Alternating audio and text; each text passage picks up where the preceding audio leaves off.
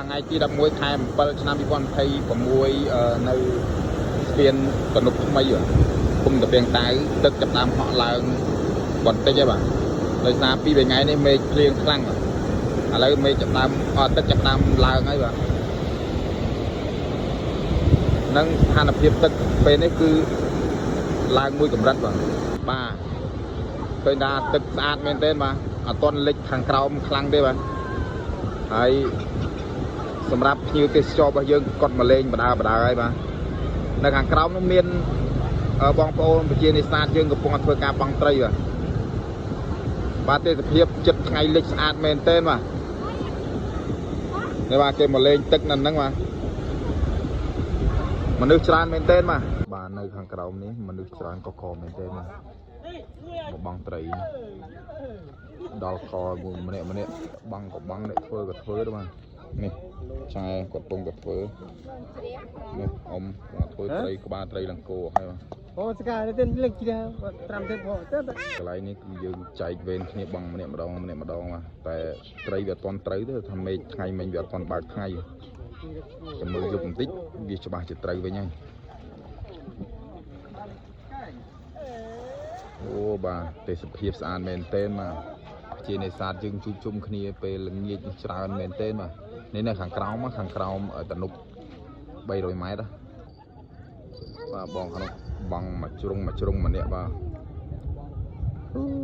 មនុស្សបងច្រើនពេកបាទត្រីអត់សូវត្រូវទេបាទថ្ងៃនេះត្រីអត់សូវត្រូវបាទបងប្អូនដែលស្រឡាញ់វិស័យហ្នឹងបងប្អូនអាចមកបានបងវិស័យស្ទួយត្រីវិស័យស្ទួយត្រីឆ្លាំងវិស័យបងសំណាញ់បាទឬក៏មកទេសចរក៏បានដែរបាទឃើញថាទេសភាពស្អាតមែនទែនបាទទឹកមិនទាន់ខ្លាំងទេបាទទឹកមិនទាន់ខ្លាំងយើងអាចលេងមកសប្បាយបាទស្អាតមែនទែនបាទ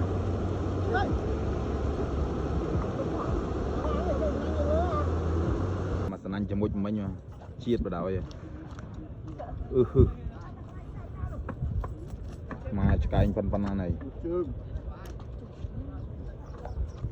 នេះជាសកម្មភាពនៅខាងលើក្បែរស្ពានណាក្បែរស្ពានរបស់យើងឥឡូវមើលបងមកសំណាញ់គ្រប់បាត់ហើយបាទបងចូលបាត់ហើយបាទមកសំណាញ់ចូលបាត់ហើយបាទអីយើមកសំណាញ់បាត់គ្រប់បាត់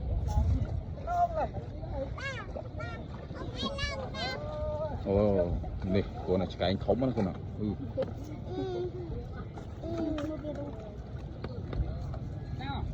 ហើយនេះខាងនេះគាត់ធ្វើធ្នើសម្រាប់បងខាងនេះក៏មានទូកទៅបាទអ្នកបងច្រើនមែនទេណានៅខាងលើក្បែរនឹងទំនប់បដោយមនុស្សបងច្រើនតែត្រីវាអត់ត្រូវបាទស្អាតមែនទេមកទេសភាពបាទឥឡូវបងក៏កំពុងតែអូសសំណាញ់មកហើយបាទបានមិនបានទេបាទតែទឹកហូរខ្លាំងណាបងប្អូនណាមើលទឹកលលោគៀនច្រាំងឲ្យទៅដឹងនេះបាទល្អមែនទេមកទេសភាពបាទ